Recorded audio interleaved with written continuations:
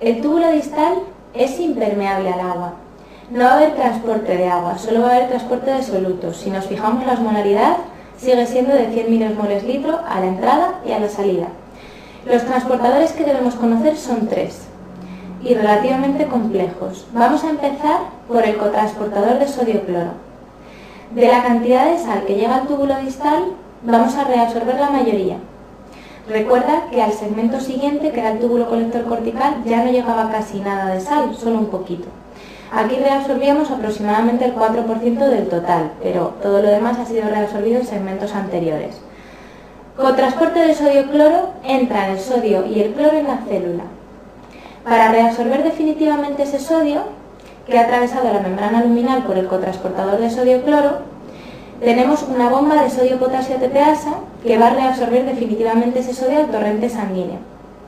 Sin embargo, hay otro contratransportador en la membrana vasolateral que reabsorbe calcio, pero mete sodio dentro de la célula, de tal forma que se crea la siguiente situación.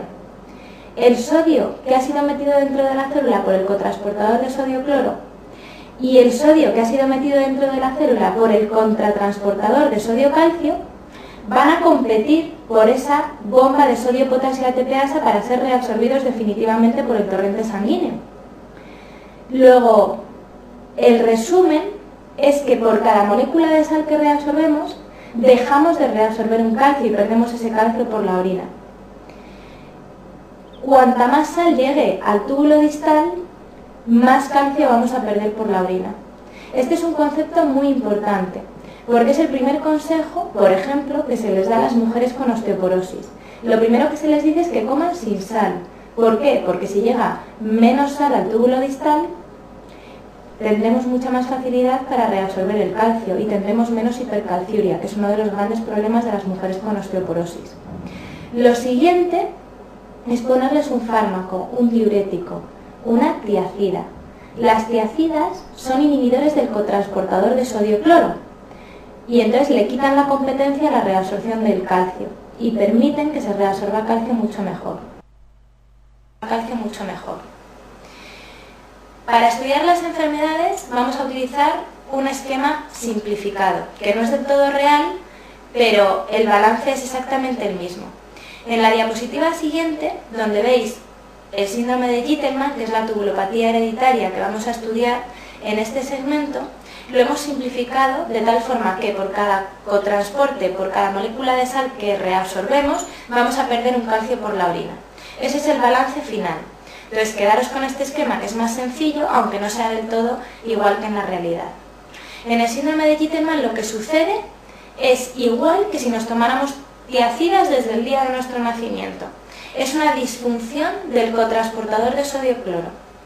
De tal forma que, como es igual que tomar diuréticos, el riesgo fundamental que tenemos es una pérdida excesiva de sal por la orina.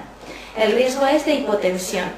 Este riesgo de hipotensión va a ser mayor cuando asociamos otro factor, como por ejemplo un verano caluroso, un ejercicio intenso. No suele ser muy grave, igual que las tiacidas no son el diurético más potente, de tal forma que estos pacientes muchas veces no se diagnostican hasta la tercera, cuarta década de la vida.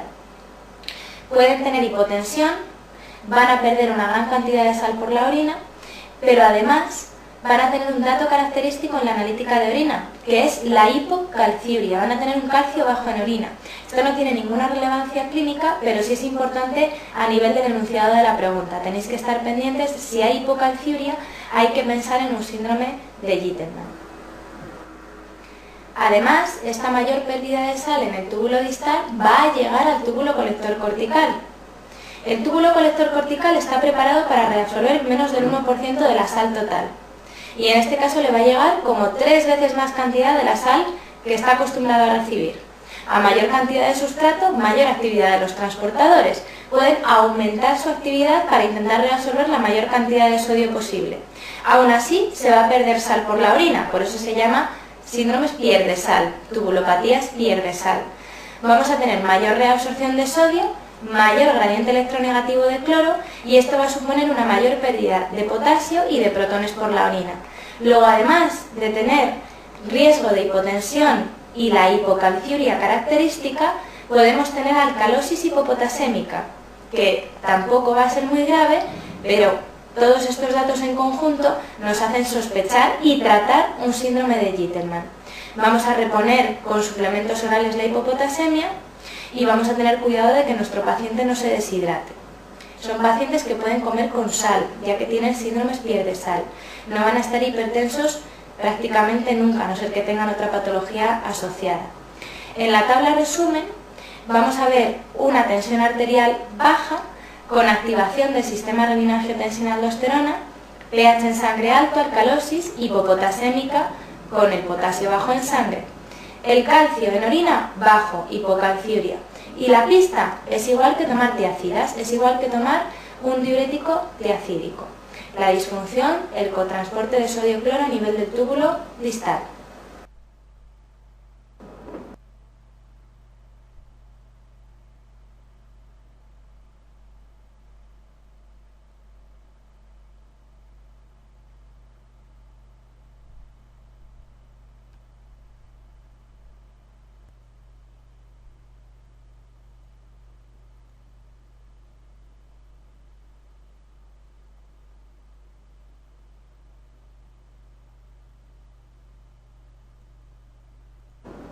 Pregunta 74 del test de primera vuelta. ¿Qué podemos ver en el Gitelman?